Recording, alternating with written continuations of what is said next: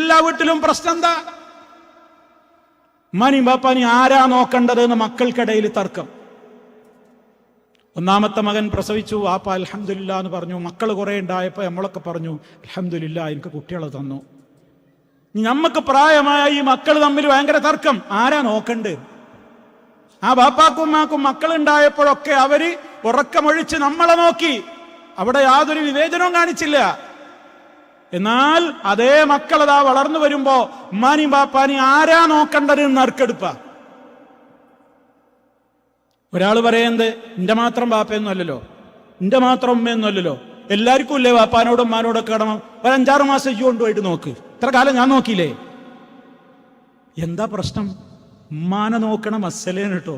ഉമ്മാനെ നോക്കണ കാര്യത്തിലാ പ്രവാസികളെ, ഉമ്മാനെ നോക്കണ കാര്യത്തിൽ നമുക്ക് തീരുമാനമായിട്ടില്ല. ഉപ്പാനെ ആര് നോക്കണമെന്ന്